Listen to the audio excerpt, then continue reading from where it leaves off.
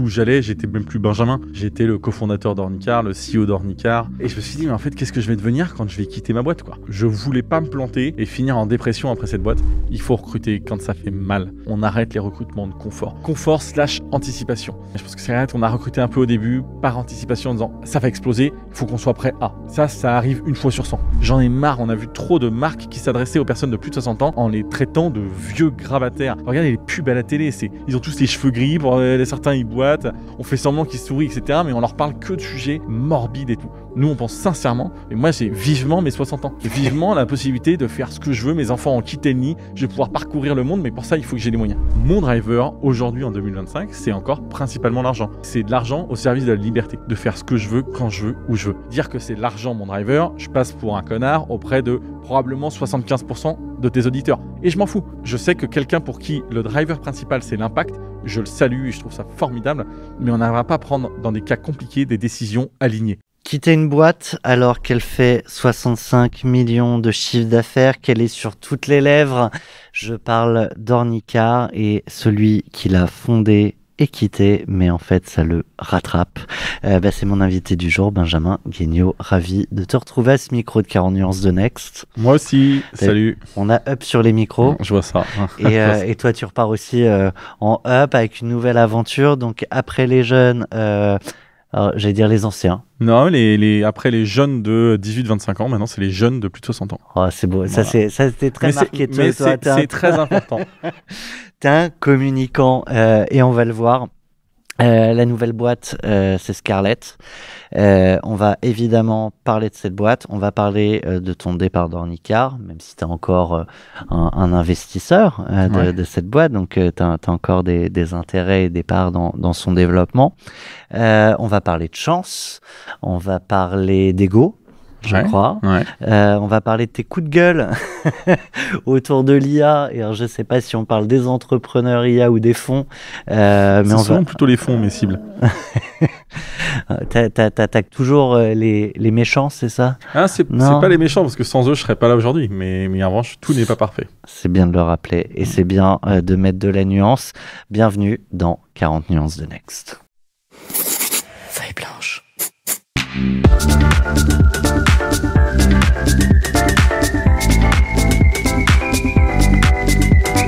40 nuances de Next. Elle va être complexe cette émission parce que tu as une boîte iconique et je disais, on te ramène toujours à cette entreprise, Ornicar. C'est une boîte qui aujourd'hui a 45% du marché du code. Tout à fait. C'est beau. Ouais, c'est un bon début. C'était pas gagné. Clairement pas, non. Mais je vais quand même vouloir qu'on parle de la nouvelle boîte. Moi aussi. J'espère bien. Scarlett, donc pour les jeunes de plus de 60 ans, ouais. C'est une mutuelle. C'est une plateforme de service, c'est à la fois des produits de mutuelle, à la fois des produits pour rendre liquide le patrimoine immobilier. C'est principalement drivé par le pouvoir d'achat de cette cible-là qui est pour nous l'âge d'or dans une vie. Benjamin, tu le sais, on trafique jamais les interviews. On est toujours en condition du direct. Mais là, magie du montage. Paul est avec nous. Bonjour Paul. Apparition. Incroyable. Dans d'ubiquité. C'est ça. Tu viens d'où là comme ça? Là, je viens de très loin. Mais je suis venu là très rapidement. C'est magique. Et donc, tu es le précédent invité de 40 nuances de Next. Et tu as une question pour notre ami Benjamin. Benjamin. Tu as créé une très belle entreprise connue par tout le monde, Ornicar, et tu en crées une deuxième.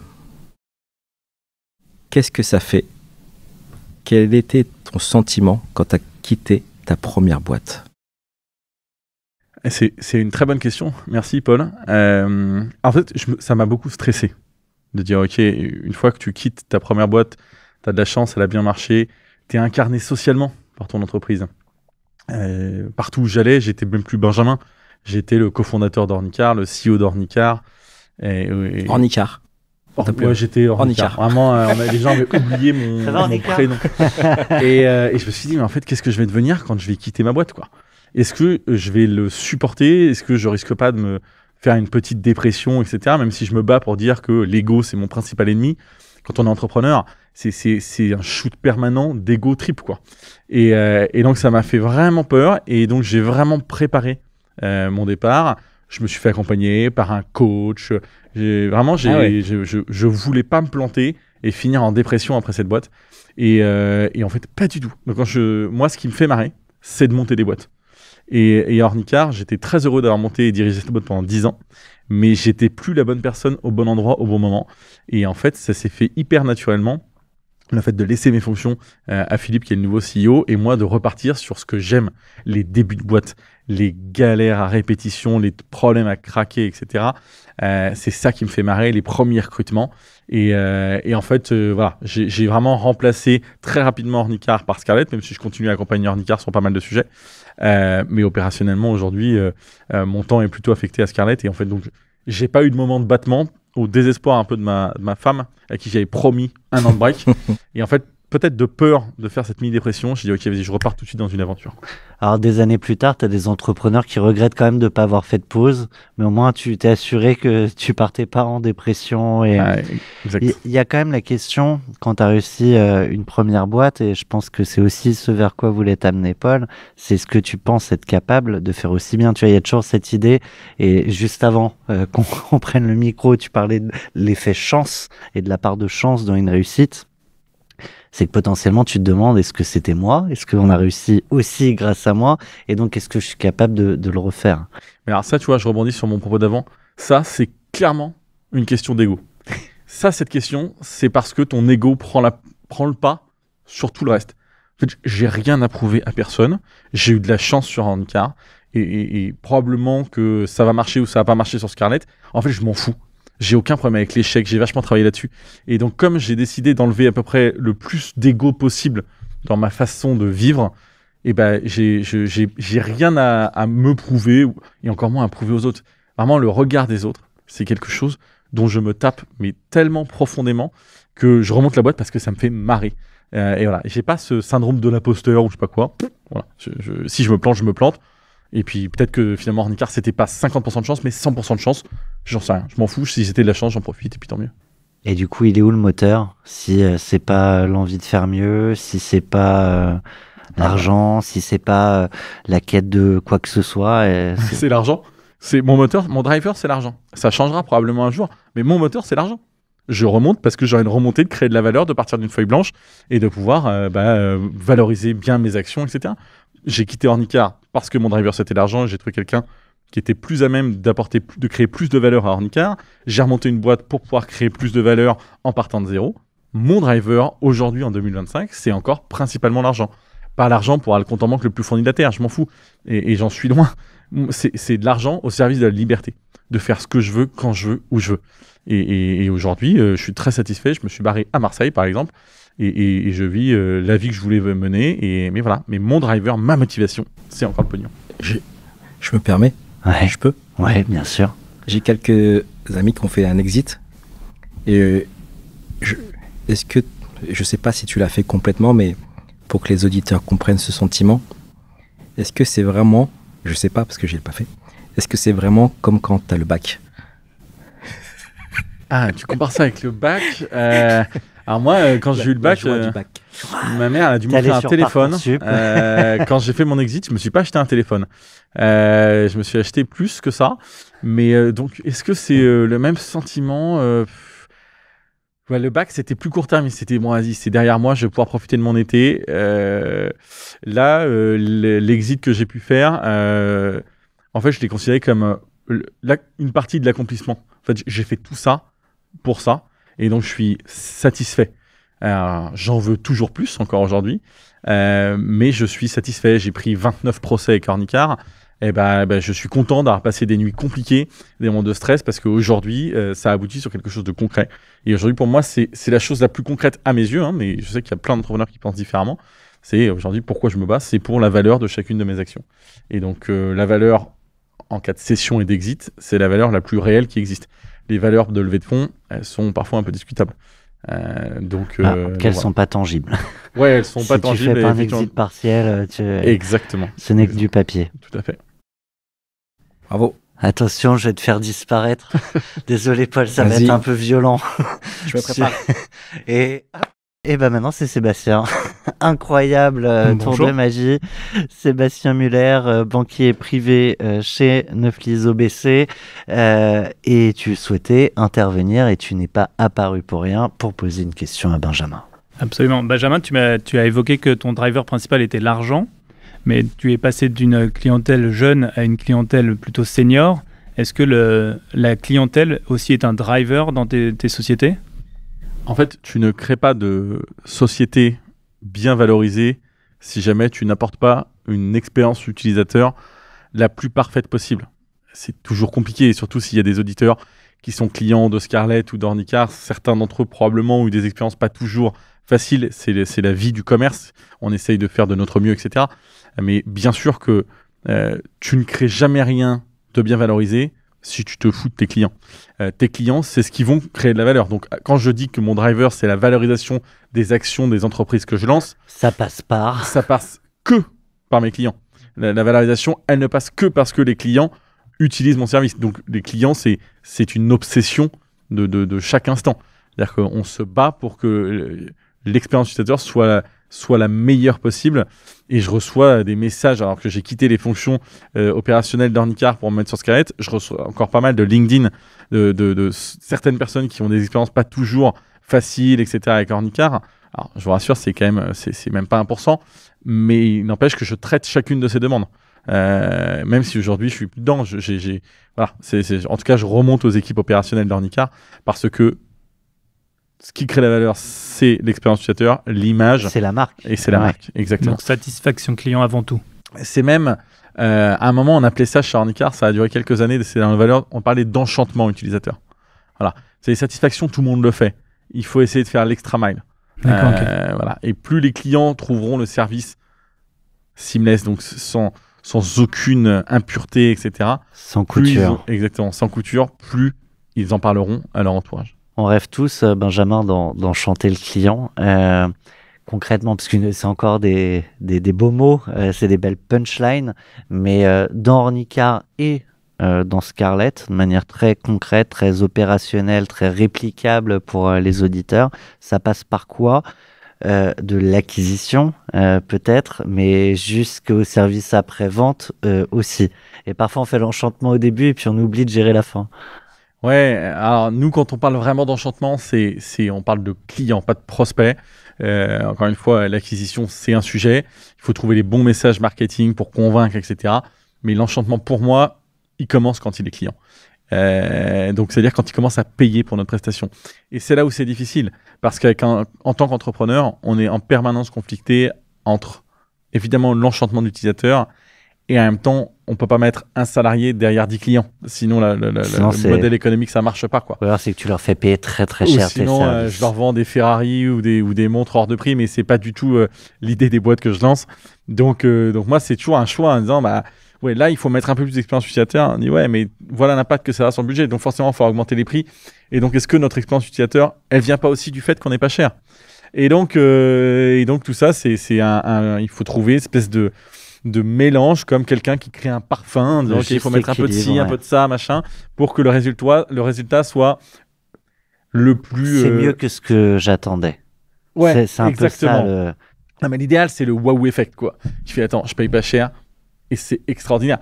On l'a vu, moi, j'ai eu des wow effects sur des boîtes qui aujourd'hui malheureusement n'existent plus. C'est parce que de toute façon le modèle économique marchait pas. Mais moi je me souviens des boîtes de livraison de bouffe, de supermarchés, etc. Donc les Flink & Co. Je dis mais c'est extraordinaire. Je paye mon coca, je paye mon pain, je paye mon beurre moins cher que dans la supérette. Elle est là en 10 minutes et j'ai pas bougé les fesses de mon canapé. Voilà un wow effect en disant mais où est le loup, et en fait le loup c'est que ça marche pas.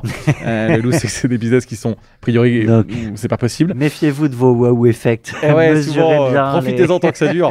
Et mais même les VTC, je me souviens des premières sociétés de VTC en France. Je me souviens un truc qui s'appelait Club Chauffeur. Le mec il arrivait avec une limousine et une Mercedes. Il m'a raconté que ça valait 150 000 balles.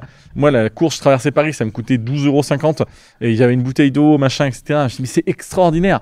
Bon, Uber, c'était ça au début. Tu ouais. venais t'ouvrir la porte, Exactement. t'avais les Là, bonbons, maintenant, on est- la petite bouteille d'eau. Voilà. C'est Moi, je suis revenu fini, sur ça. les taxis, quoi. Ouais. Je suis revenu chez G7 et je suis très content.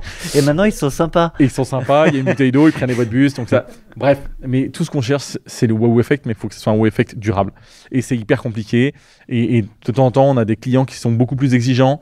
Et donc, voilà, il faut arriver à ménager un peu la chèvre et le chou en disant, OK, on vous apporte la meilleure expérience possible, compte tenu du fait qu'on a réussi à tirer les prix vers le bas sur ça.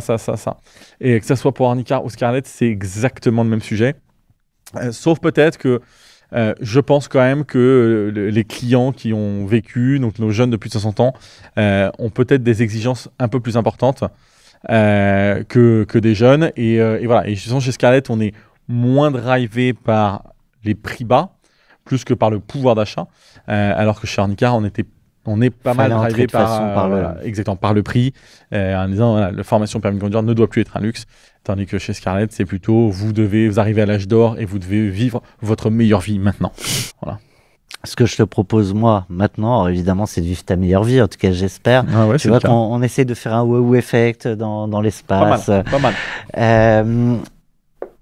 On se fait un petit focus Ornicar, Mhm. parce qu'il reste encore des questions qu'on n'a pas soulevées. En tout cas, moi, je suis curieux d'aller creuser. Et ensuite, on ne reste que sur Scarlett. Comme ça, je fais un peu de teasing sur la nouvelle aventure.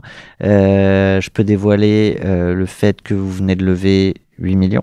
Ouais, le montant reste un peu... parce que forcément, il y a toujours des fonds qui veulent se rajouter un peu d'un moment, mais voilà, entre 8 et 10, quoi. Donc là, c'est en cours de signature. C'est signé, mais c'est toujours là. On le sortira au moment où, où Ouais. tu nous donnes le go pour l'annoncer. Donc, gros flashback. Ornicar, tu étais déjà passé dans 40 nuances de Next, donc j'invite quand même tous les auditeurs, auditrices. Je sais pas si à l'époque on était déjà en vidéo, donc, mais ce sera en je crois version podcast à minima. Mmh. On avait passé 2 heures pour raconter les hauts, les bas, les procès, etc. Je vais revenir plutôt sur la fin. Et La fin de mois, Ouais. je précise. bien sûr. Et le recul que tu as, et je l'évoquais tout à l'heure, sur la notion de chance. Ouais. Donc, tu as une question ou tu veux Ah, que non, j'embraye là, c'est ce que j'appelle les questions hardissons, tu vois. et ce jour-là, tu décides. Tu décides. Je Et vois là, je très laisse un bien. suspense. Tu vois comment Je vois très bien comment... c'est une partie de ma jeunesse. Ouais, moi, ma conviction, c'est que moi, ce qui me fait marrer, c'est de lancer des boîtes. Mais je sais que j'ai à peu près toujours 50% de chance de me planter. Parce que pour moi, c'est le niveau de chance dans la réussite d'une boîte. On a beau être l'entrepreneur le plus brillant, et je dis pas que c'est mon cas, le plus résilient, je dis pas que c'est mon cas, le plus génial, et c'est sûr que c'est pas mon cas, et ben il y a quand même quelque chose qu'on maîtrise pas. Tu parlais d'alignement de planètes. Exactement. Enfin, si je prends du recul sur Ornicar, pour partir de là où on est parti et arriver là où on est aujourd'hui, qui est pas du tout l'arrivée, mais plutôt un point d'étape, mais c'est même pas un trou de souris, c'est un trou tout petit où on a su éviter, on a eu de la chance, on a évité telle galère, on a pris des procès, ça s'est bien passé. Un procès, qu'est-ce qui décide un procès, une décision de justice? C'est un juge. Il est par exemple un de ses enfants, est client d'Ornicar et ça s'est mal passé, je perds. Un de ses enfants est client d'une auto-école traditionnelle. Non mais en fait c'est vrai parce que il y a de l'appréciation dans tout ce qui est fait. C'est jamais noir ou blanc. Voilà, mais à l'inverse, un de ses enfants est client d'une auto-école traditionnelle et ça se passe mal. Pas forcément, il sera plus enclin à travailler en faveur de la personne qui se prend comme l'ennemi des auto-écoles. Donc, tu as tous ces sujets de procès où à chaque fois, ça peut pencher d'un côté ou de l'autre. Il y a des sujets réglementaires, la politique. Emmanuel Macron, quand il arrive au ministère de l'économie, prend à bras-le-corps les sujets des professions réglementées, traite le sujet des auto-écoles. Il est plutôt libéral. Ça aurait été quelqu'un de pas du tout libéral, on était mort.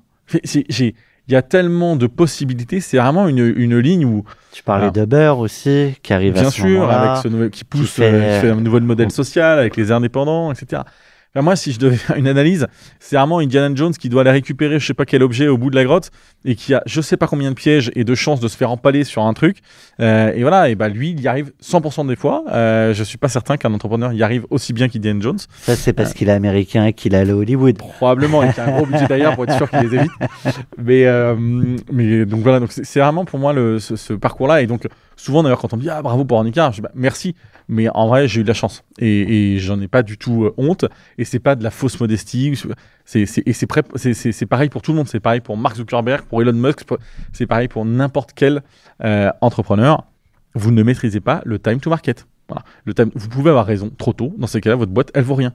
Des gens qui ont lancé des réseaux sociaux bien avant Facebook, il y en a des centaines. Des réseaux campus, des friendsets, des trucs qui nous ramènent dans un autre temps. Mais voilà, ils se sont plantés, ils ont eu raison trop tôt, le marché n'était pas prêt, etc. C'est imprévisible. Personne n'a de boule de cristal vraiment efficace. Et là-dessus, tu rajoutes de l'exécution. Évidemment, c'est pour ça que c'est pas 100% de chance. C'est qu'il y a bien 50% qui est lié à l'exécution, à la résilience, voilà, tous ces sujets-là. Voilà. Mais ça laisse pas beaucoup de place pour l'idée. Et moi, mon point, et c'est mon grand combat, c'est que je pense que l'idée ne vaut pas grand-chose. Puisqu'elle est liée quand même pas mal à de la chance, mais c'est la façon dont on exécute une idée. Et donc là aussi, c'est des process, c'est des particularités en fonction de chaque entrepreneur. Moi, là, je suis plutôt un fonceur, je prends pas 3 ans le temps de prendre la réflexion entre A ou B. J'attends pas que le produit soit parfait avant de le lancer. Voilà, je me confronte au marché directement. Non, c'est pour la joke. mais probablement que de temps en temps, j'aurais pu plus attendre, etc. Voilà, c'est chacun a ses particularités. Ouais. Moi, tout ce qui compte, c'est l'exécution. C'est préempter la place, c'est parler de mon produit, le vendre en permanence.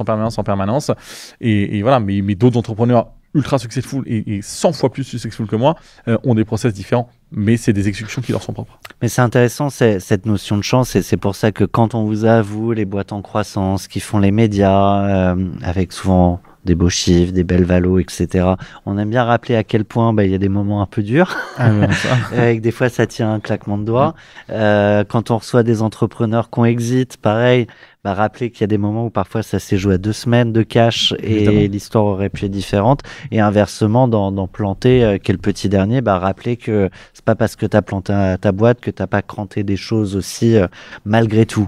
Mais il n'y a pas d'échec en tant que tel. Planter sa boîte. Moi, par exemple, 2 salariés qui se présentent à un entretien d'embauche, il y en a un qui a monté sa boîte et qui l'a plantée, et forcément, j'aurais une préférence pour lui. Il sait ce que c'est que monter une boîte, il sait ce que c'est que la planter. Ça nous fait apprendre 100 fois plus. Et moi, Ornicar, on est passé tellement de fois près du précipice. Ça rend humble. Ça rend humble et surtout, ça donne une analyse complètement différente de la façon dont est dirigée la boîte par le boss, le CEO, etc. Et donc, ça fait des gens plus combatifs, plus compréhensifs sur le fait que c'est pas parce que j'ai monté Ornicar et que je la dirige que je dis pas des énormes conneries, que je ne fais pas d'énormes conneries. Super transition. On a une question de notre partenaire avec Olivia de Vivatech. Vivatechnologie, Vivatech pour les intimes. On l'écoute. Tu as en partie répondu à la première partie de la question Apple tout à l'heure, mais ce qui m'intéresse, c'est la seconde partie. Vous avez un message. Bonjour Benjamin, Olivia, Vivatech. J'ai une question pour toi. Je me demandais ce qui t'avait amené à te retirer de la direction d'Ornicar. Et puis aussi, quelles erreurs tu as fait avec Ornicar que tu ne referas pas avec Scarlett. Merci beaucoup. T'en feras d'autres. Ça, c'est sûr. Bon, alors effectivement, la raison pour laquelle je me suis retiré d'Ornicar, c'est qu'il arrive un moment où, en tant que...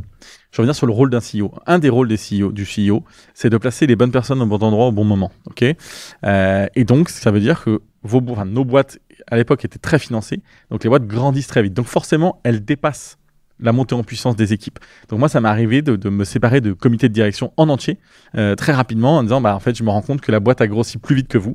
Et donc, merci pour tout ce que vous avez fait, parce que sans vous, la boîte n'en serait pas là. Mais maintenant, il faut que vous quittiez le navire parce que vous n'êtes plus au bon endroit, au bon moment. Hyper difficile comme discours. Et c'est comme ça. Et tu arrives à le faire de manière... très froide, c'est le mot, mais c'est pas péjoratif quand je le dis, mais...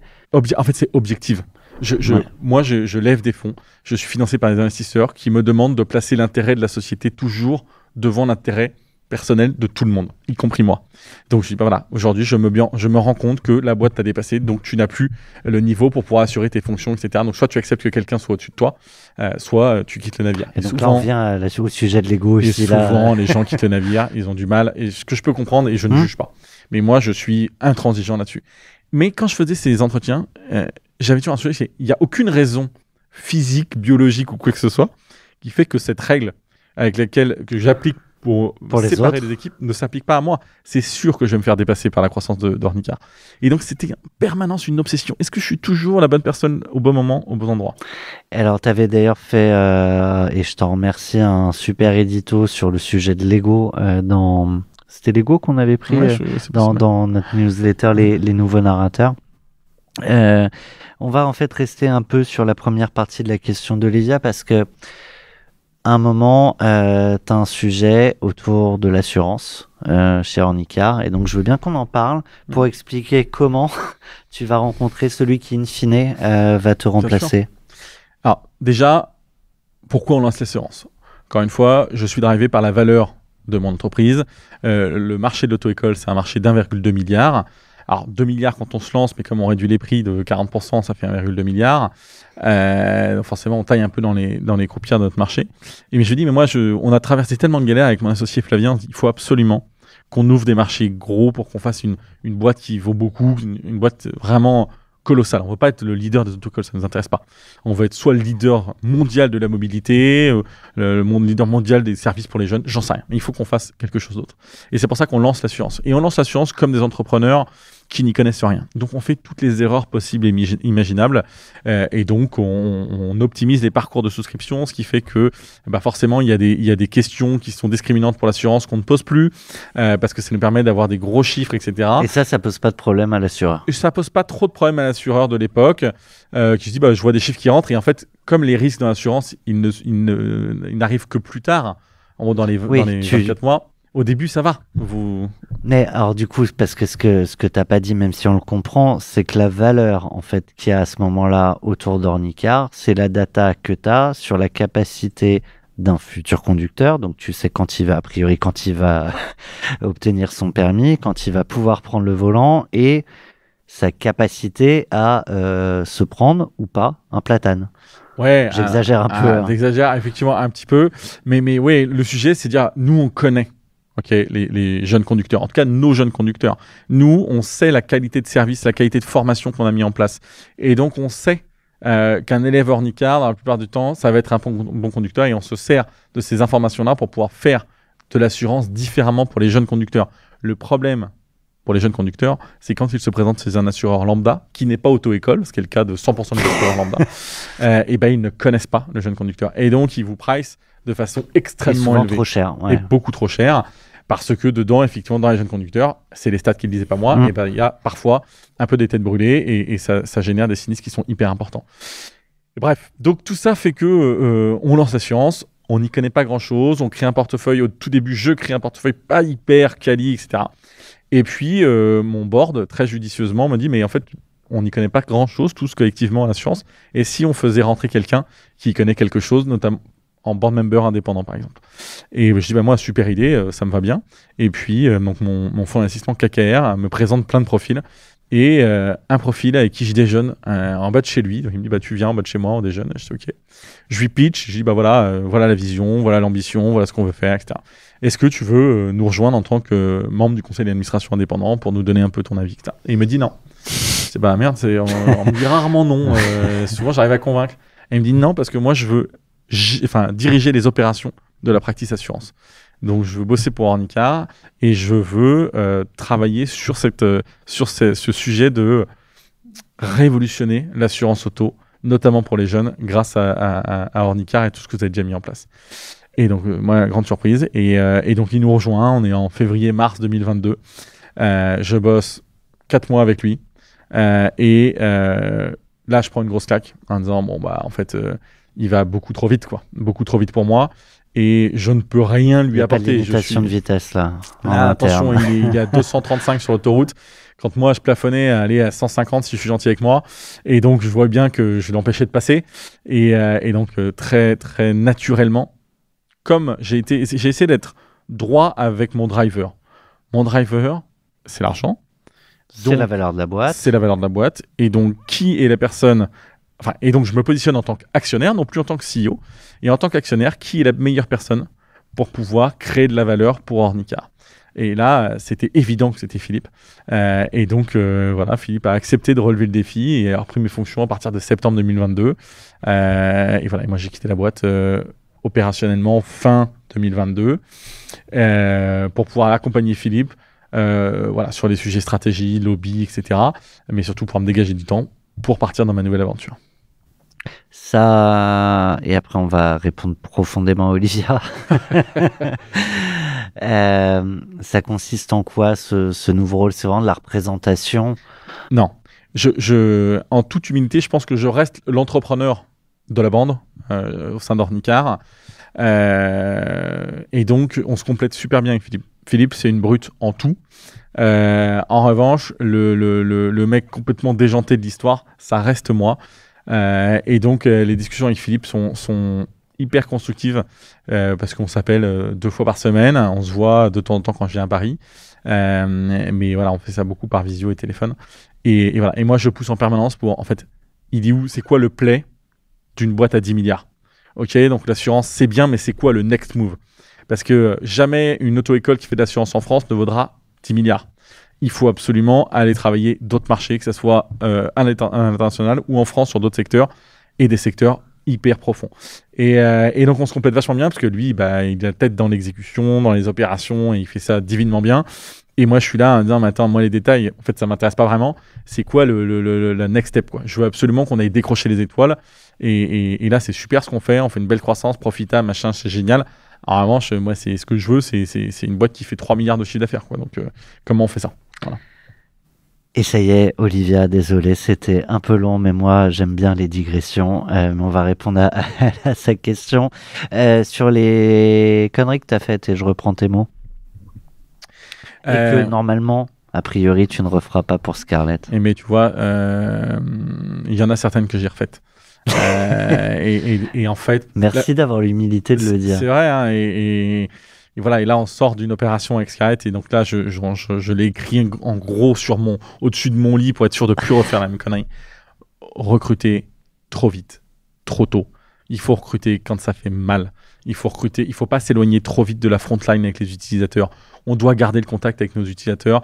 On doit absolument, en plus aujourd'hui, avec l'explosion de l'IA, on est capable de quand même de gérer et superviser beaucoup plus de choses, beaucoup plus de business, etc.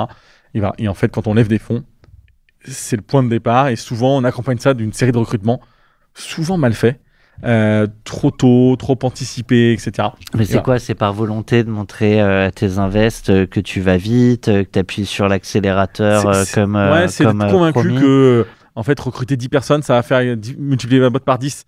En fait, c'est faux. Il faut y aller progressivement. Il faut être extrêmement picky, sélectif. Mais j'aime bien l'idée de jusqu'à ce que ce soit dur. C'est ne pas recruter par confort. On arrête les recrutements de confort. Confort / anticipation. Je pense que c'est vrai, on a recruté un peu au début par anticipation en disant ça va exploser, il faut qu'on soit prêt à. Ça arrive une fois sur 100. Et c'est un bon problème, en fait. Donc, vaut mieux être en réaction qu'être trop en anticipation et partir sur des recrutements trop chers, sur des super profils. Hein. Ouais. Mais ou même eux, tu vas les lasser. Évidemment, parce que la boîte n'a pas assez d'activité, etc. Donc, voilà. Donc, ça, c'est vraiment, pour moi, la principale erreur. Et pour placer les bonnes personnes aux bons endroits au bon moment, ça prend du temps. Il faut rencontrer plein de profils et il ne faut pas faire ça dans la précipitation. Et voilà, et c'est un peu le marché qui voulait ça aussi. C'était, ce qui est moins le cas aujourd'hui, mais avant, il fallait absolument dépenser le cash pour refaire une levée de fonds, pour atteindre une nouvelle valorisation. Et donc, c'était la course à comment je vais déployer autant de cash en si peu de temps. Et là, le marché a bien changé. Et je pense que puis pour du coup, certains étaient contents de ne pas tout avoir cramé. Bien sûr. Ah bah ouais, il y en a qui ont fait la gueule, qui font la gueule. Et donc, et voilà. Mais c'est vrai qu'aujourd'hui, ça renforce encore plus ce sujet-là de dire, voilà, il faut dépenser l'argent qu'on lève avec intelligence, comme avec si c'était patience. le tien, en fait. Exactement. Et moi, c'est vrai que j'ai souvent dit, c'est vrai que c'est plus agréable parce que c'est pas mon pognon. Et ça nous fait faire des bêtises. Et je pense qu'il faut effectivement, en tout cas dans le contexte actuel où lever des fonds, c'est un parcours du combattant et de combattant Ninja Warrior. On va y revenir aussi pour Scarlett, mais même avec un track record comme le tien, même avec l'aventure Ornicar, tu parlais de KKR, enfin c'est... Ouais.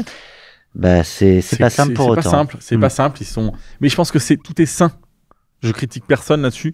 Tout est sain. C'est normal qu'on soit plus exigeant quand on sélectionne une boîte dans laquelle on va investir, etc. Mais voilà, ce qui fait qu'il faut générer de la croissance le plus rapidement possible, avec le moindre de coûts possible, et surtout être rigoureux dans le recrutement et prendre son temps. Je vois le temps qui file. Je sais que tu dois être libre dans 1h, 1h20 à peu près. Je vois le nombre de questions qu'on a reçues pour toi. Je ne sais même pas exactement comment je vais faire un lien habile tout en posant mes questions. Non, au contraire, pardon, moi aussi je fais des digressions, mais ça m'intéresse. Je réfléchis juste là sur l'aventure Ornicar. Éventuellement, si à un moment tu veux faire un flashback, on y reviendra. Mais à la base, on t'a invité aujourd'hui pour parler de Scarlett. Donc, une plateforme de pouvoir d'achat pour les seniors. Ça n'avait pas démarré comme ça, et ça, je trouve ça intéressant aussi de le partager. Comme n'importe quel jeune start-upper, il faut apprendre à pivoter. Bien sûr. Et en tout cas se réorganiser, se renommer. Complètement. Je pense que c'est clé. Et en fait, toutes les boîtes, les idées de départ, en général, les boîtes à l'arrivée, elles ne ressemblent pas du tout à leurs idées de départ. Et donc, nous, Scarlett, c'est parti sur un projet plutôt immobilier. On a très vite switché sur un projet viager. Donc, comment libérer des liquidités, du patrimoine des jeunes de plus de 60 ans. Ils arrivent à la retraite. OK. Et quand ils arrivent à la retraite, ils ont ce qu'on appelle un taux de remplacement. Le taux de remplacement, c'est la différence entre votre salaire et votre pension de retraite. Et bien en France, c'est 50%. Vous gagnez 2 000 €, vous arrivez à la retraite, vous en gagnez plus que 1 000. Vous avez 5 fois plus de temps libre et vous avez 2 fois moins de cash. Donc là, il y a un vrai sujet. Et encore, avec cette retraite, en plus, le système n'est pas tenable, le système des retraites. Donc déjà, pour les jeunes retraités, c'est compliqué. En plus, le système n'est pas tenable. Et en parallèle de ça, vous avez bossé 45 ans, vous avez emprunté et vous avez mis une partie de vos revenus dans le remboursement de votre emprunt. Et vous êtes donc propriétaire de votre résidence principale. Pour les plus chanceux, vous avez même une résidence secondaire. Et donc, vous vivez finalement à Marseille, ils disent chichement. Donc, vous vivez avec peu de moyens, alors que vous êtes assis sur un patrimoine qui est colossal. Et donc, nous, notre idée, c'est de dire, OK, comment on arrive à libérer des liquidités du patrimoine immobilier des gens qui arrivent à la retraite pour leur permettre de profiter de cet âge d'or. Vous n'avez plus de boulot, vos enfants ont pris normalement, j'espère pour vous, leur indépendance. Et donc, vous voilà en pleine forme, prêts à pouvoir découvrir le monde, etc. Mais vous n'avez plus d'argent. Donc, voilà. C'est con. C'est quand même un peu rageant d'avoir fait tout ça pour ça. Et juste un chiffre, l'immobilier détenu par les personnes de plus de 60 ans en France, c'est 3 300 milliards. Voilà. Donc la poche d'immobilier dont des personnes de plus de 60 ans sont propriétaires, 3 300 milliards. Et attends, pardon, sur le parc immobilier particulier, ça représente combien de pourcents ? Alors, tu saurais me dire ? Non, je ne peux pas te dire ça. Je peux te dire que 78% des personnes de plus de 60 ans sont propriétaires de leur résidence principale. Ouais. Voilà. Donc ça montre qu'il y a un vrai sujet, c'est une poche profonde. Et souvent les raisons pour lesquelles les gens ne veulent pas faire d'opérations sont les mauvaises. C'est souvent des raisons hyper sensées et en plus hyper respectables parce que c'est souvent pour l'héritage. Ouais. J'ai des enfants, je veux léguer ça à mes enfants. Mais vous avez un appartement, vous avez 2 enfants, qu'est-ce qui va se passer à votre disparition le plus tard possible ? Ils vont devoir vendre, ils ne vont pas habiter à 2 familles dans un appartement, ça n'a pas de sens. Ils vont vendre l'appartement, mais ce n'est pas leur résidence principale. Fiscalement, ils vont se faire matraquer. Donc, il y a des frais de donation, parce que l'appartement, j'en sais rien, il vaut 500 000 €. Ensuite, ils vont avoir des frais quand ils vont le vendre, parce que ce n'est pas leur résidence principale. Fiscalement, ils vont se faire complètement matraquer. Et en plus, et je vous le souhaite, mais la moyenne d'âge donc de la dernière survivante, parce que c'est en général des femmes, c'est 93 ans. Okay, donc, quand vous allez quitter ce monde, vos enfants, ils auront 70 ans. Ça fera 10 ans qu'ils sont à la retraite. Je te rajoute un truc. Dis-moi si je suis à côté, mais généralement, tu vas jusqu'à 93 ans pour la dernière suivante. Tu as gardé ton appartement parce que c'était l'appartement ou la maison familiale, etc. Mais c'est souvent un lieu où, en plus, tu peux pas aller jusqu'au bout de ta vie parce que tu as des étages éventuellement, etc. Ce qui t'amène à finir en EHPAD. Et donc, tu deviens une charge. Parce que c'est pas que ta retraite que tu arrives à payer en plus le financement de l'EHPAD. Donc, tu deviens une charge pour ta famille. En voulant protéger et leur léguer un héritage, tu deviens une charge. Et sachant que, je reviens sur les 93 ans, tes enfants ont 70 ans, 65, 70 ans, ça fait déjà quelques années qu'ils sont à la retraite. Ils ont adapté leur vie sur les revenus de la retraite. C'est plus tôt qu'ils ont besoin d'hériter. Avant, c'est pas... Heureusement, bien sûr, c'est... Avant, les personnes, on mourait plutôt à 80 ans, parce que nos enfants avaient plutôt 55, 60 ans. Et c'est plutôt à cet âge-là qu'on a besoin d'hériter. Donc nous, on dit, léguez à vos enfants. Voire même un peu plus tôt. Voire même un peu plus tôt. Mais forcément, plus tôt que longtemps, plus c'est plus tôt. Dans la vie, ouais. Mais mon point, c'est donc, vos enfants, ils ont besoin de cet argent plus vite. Ok, donc, dégagez des liquidités de votre bien. Vous allez pouvoir leur donner de l'argent tous les 15 ans. Tous les 15 ans, vous pouvez donner 100 000 euros par enfant, par parent. Donc, c'est un couple, c'est 200 000 euros tous les 15 ans que vous pouvez donner avec zéro fiscalité. Et donc, vaut mieux donner 100 000 euros ou 200 000 euros tous les X que 250 000 euros qui seront fiscalisés un truc de malade à la fin, où là, ils n'auront plus besoin, donc ils vont finalement le passer directement à leur propre descendance et que ça va rajouter des frais de succession. Et c'est... Voilà. Donc, si vous voulez vraiment rendre service, pour nous, il faut dégager des liquidités pour pas devenir une charge, pour donner un peu à ses enfants quand ils en ont besoin et surtout pour profiter de la vie. Vous arrivez dans un âge où c'est vraiment extraordinaire tout le temps que vous avez pour accomplir vos rêves. Et voilà. Et nous, c'est vraiment la marque qu'on veut porter. J'en ai marre. On a vu trop de marques qui s'adressaient aux personnes de plus de 60 ans en les traitant de vieux gravataires. Regardez les pubs à la télé. C'est d'un glauque. Moi, ça me fait pleurer, quoi. Ils ont tous les cheveux gris. Pour certains, ils boitent. On fait semblant qu'ils sourient, etc. Mais on leur parle que de sujets morbides et tout. Nous, on pense sincèrement. Et moi, j'ai vivement mes 60 ans. J'ai vivement la possibilité de faire ce que je veux. Mes enfants ont quitté le nid. Je vais pouvoir parcourir le monde. Mais pour ça, il faut que j'ai les moyens. Voilà. Et donc, nous, c'est vraiment ce qu'on veut envoyer comme message avec Scarlett. Et c'est vraiment là où on veut positionner la marque. Et dernier point, il faut bien comprendre que les personnes qui arrivent aujourd'hui, qui ont 60 ans, ça fait 20 ans qu'ils bossent avec le digital. Et donc là, je parle pas aux entrepreneurs, enfin un peu aux entrepreneurs, mais surtout au fond.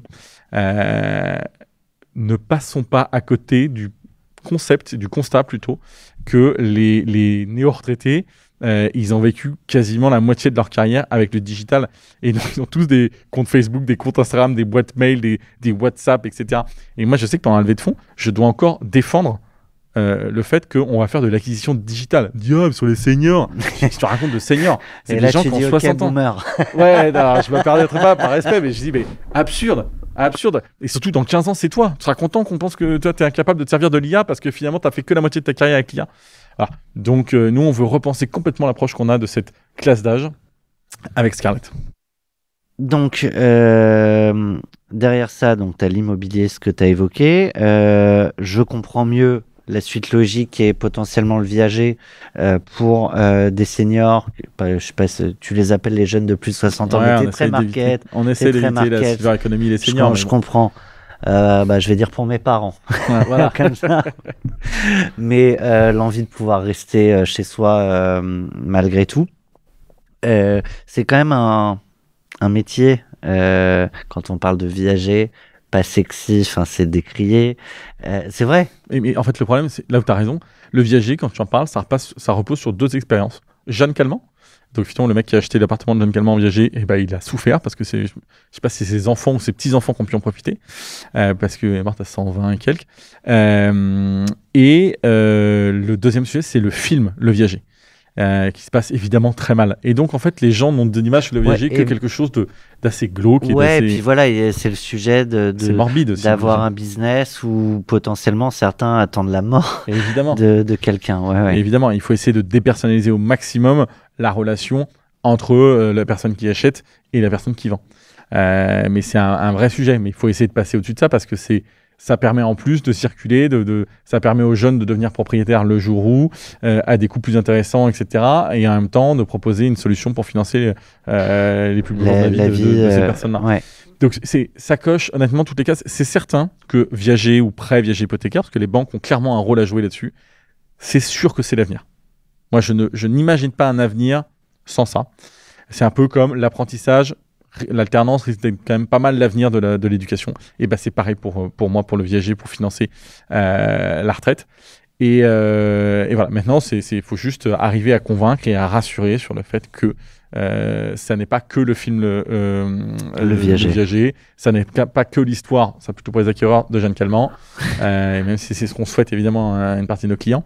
Mais voilà, donc il y a ce sujet-là. Et comme on veut créer une marque forte avec Scarlett qui se bat pour le pouvoir d'achat, c'est toujours là aussi un petit mélange un peu compliqué entre, forcément, on va parler de mort, parce que dès qu'on parle de viager, on parle bien de mort, et en même temps, on vous parle d'avenir, parce qu'on parle de profiter de ces années qui arrivent, profite quoi. de ta vie. Exactement.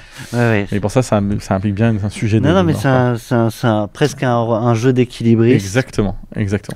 Et donc, tu mets de l'immobilier. Je l'ai dit rapidement tout à l'heure, mais tu as tous ces sujets de mutuelle, de prévoyance. Donc, je veux bien que tu nous fasses le panorama de ce que tu as regroupé en fait comme service et comme solution de pouvoir d'achat pour cette population, et que toi tu résumes, c'est une plateforme pour. Alors, c'est vraiment, déjà, je peux le faire dès le début, c'est la plateforme pour le pouvoir d'achat. Et en fait, nous, on s'est juste mis à la place d'une personne qui arrive à la retraite. Ok, premier besoin, je suis stressé parce que je perds 50% de mes revenus. Donc, je trouve une solution pour augmenter mon pouvoir d'achat, l'immobilier. Deuxième sujet, merde, j'ai plus de boîte. Je suis à la retraite, j'ai plus de mutuelle. La mutuelle, le panier moyen pour une personne à la retraite, c'est 1 500 € par an. Donc, c'est quand même pas négligeable. Et aujourd'hui, il n'y a pas d'acteurs digitaux. Il y a encore. C'est ce que ça leur coûte ou c'est ce que. Ok. C'est ce que la prime qu'ils payent chaque année pour pouvoir se couvrir contre leur. Donc pour ceux que tu évoquais à 1 000 € de revenus, je sais plus comment ça s'appelle, pension de retraite, par mois, c'est presque un 12e, quoi. Voilà, exactement. Donc en fait c'est quasiment le plus gros poste de dépenses qu'ils vont avoir, de nouveaux postes, on va dire, de dépenses qu'ils vont avoir quand ils vont passer à la retraite. Et c'est le flou total. Il n'y a aucune marque forte vraiment qui s'est créée, etc. Et les quelques grosses marques... C'est qui les grosses? Tu peux les citer? Il y a Santian, Weber, voilà, des marques comme ça qui ont fait du super travail, mais qui sont peut-être pas assez digitaux. En tout cas, nous, on prend le pari de travailler plus. C'est le pendant des assureurs historiques versus les Alan et les... Exactement. Et donc, voilà, notre volonté, c'est d'aller travailler ça en leur parlant comme aux jeunes de plus de 60 ans qu'ils sont. Et j'insiste vraiment là-dessus, c'est une conviction forte chez nous. Et voilà. Et donc, l'idée, c'est de continuer ce process de réflexion en disant, OK, une fois que vous avez récupéré le pouvoir d'achat et que vous êtes couvert pour la santé, c'est quoi maintenant vos préoccupations, vos envies, etc. Ah, du coup, tu vas aller sur du service, du voyage, Pourquoi pas? On s'interdit rien. De toute façon, on est très opportuniste. Moi, c'est comme ça que j'ai toujours géré les boîtes. S'il y a un besoin, même si ça ne fit pas exactement avec la proposition de valeur de départ, il faut être complètement con pour pas proposer un service que nos clients attendent. Mais peut-être que dans un premier temps, ça pourrait être l'épargne. J'ai besoin d'épargne. Ok, très bien, j'ai sorti du cash de mon appartement, je vais pas tout balancer en voyage dans 2 ans. Sinon, ça perd tout l'intérêt du truc, quoi. Donc, il faut absolument que j'épargne pour que ça me rapporte des revenus, etc. Et voilà, donc ça, c'est un sujet où, par exemple, m'assurer que mes calculs de retraite sont bons. Peut-être la première priorité. C'est ça. Et donc là, on a lancé une offre où on permet des audits de sa pension de retraite. Et donc, on a des experts qui travaillent, qui disent, OK, on regarde, vous nous donnez tous les documents nécessaires. Ça, c'est pas con parce que tu peux les attraper bien avant les 60. C'est probablement le premier besoin qu'ils vont avoir. Ça peut être un peu l'équivalent du code de la route pour un car, pour Scarlett, en disant, produit d'appel, on vous fait un audit et on vous dit, parce que je crois qu'il y a 70% des montants de retraite qui sont erronés. Alors, on parle pas de centaines de milliers d'euros, mais on peut parler de dizaines de milliers d'euros sur une période de 20 ans, quoi. Donc là, il y a un vrai sujet. Et donc ça, on lance ça. Et on l'a déjà lancé d'ailleurs. Et voilà. Et donc c'est comme ça qu'on construit la marque Scarlett. J'ai entendu, et je pense que je suis pas le seul, des tonnes d'entrepreneurs te dire attention, quand tu te disperses, ça peut être un risque aussi.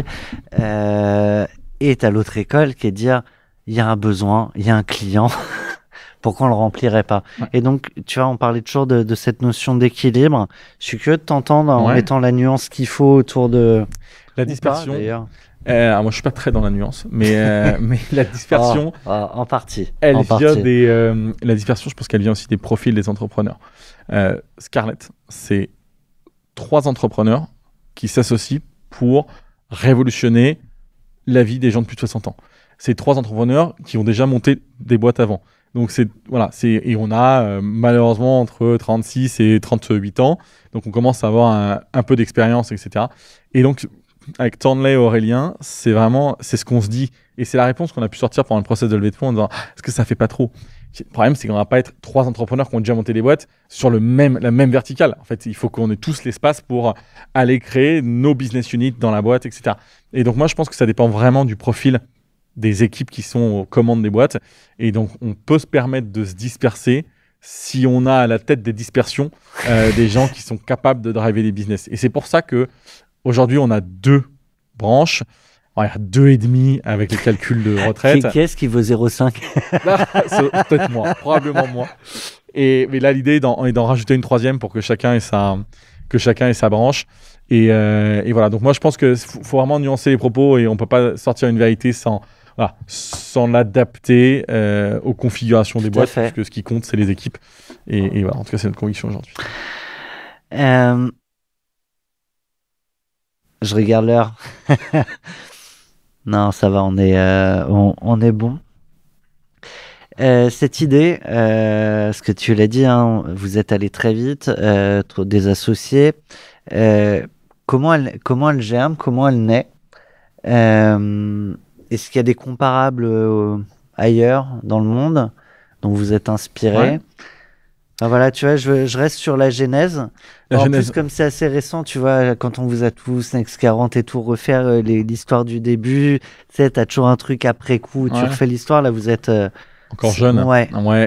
Alors, la genèse, simple, c'est, on est avec Tanley, donc le CEO, et mon associé, et un pote de très longue date, et on veut monter un biz plutôt sur l'immobilier. Une agence un peu, typologie d'agence en ligne un peu plus moderne. Bon, ça sent le truc déjà fait, mais on se dit... Là, t'es pas encore sur la population senior. Là, je suis pas encore sur la population senior. Et en revanche, moi, ce que j'adore faire, c'est déjeuner. Alors, ça se voit. Mais moi, j'aime bien déjeuner avec des gens en one-to-one, en petit comité. Je suis pas très grande sauterie de la tech. Moi, je préfère vraiment les moments privilégiés quand les gens sont bloqués en attendant leur assiette, quoi. Et en fait, on a fait pas mal de déjeuners avec Tanley et des professionnels de l'immobilier. Et je me souviens très bien un déjeuner. Et on en a reparlé ce week-end avec Tanley. On déjeune avec un directeur d'agence de chez Barnes, dont je tairai le nom. Et il se reconnaîtra s'il écoute le podcast. Et il nous dit... Bon, ça ferait un bon sponsor pour nos différents formats, hein, pour info. C'est glissé si t'écoutes. Et donc, il nous dit, bon, alors là, je vais pisser, mais juste avant, moi, si j'avais un truc à vous dire, ça serait l'immobilier, c'est saturé de chez saturé. En revanche, le viager, c'est probablement un produit d'avenir pas du tout exploité. Et le mec se barre. Va faire un post technique. Et là, on se regarde, on se dit, putain, quand il est pas là, on se dit, putain, mais c'est génial. Sûrement qu'on ait plus d'infos, etc. Et quand il est revenu, on a cuisiné tout ce qu'on pouvait cuisiner. Et il a été hyper cool. Et de toute façon, moi, je suis pas un entrepreneur. Voilà, ce qui me plaît, c'est l'immobilier, la façon dont je le fais, etc. Et voilà. Et donc, c'est en partie grâce à lui que Scarlett a pris ce virage. Et puis, très vite après, nous, il nous manquait une brique. Avec Tanley, il nous manquait une brique d'expérience sur l'immobilier. Et donc, c'est pour ça qu'on s'est associé avec Aurélien, qui nous a rejoint avant même la création de la boîte. Hein. Donc, on est vraiment partis ensemble et qui, lui, a déjà d'expérience sur l'immobilier.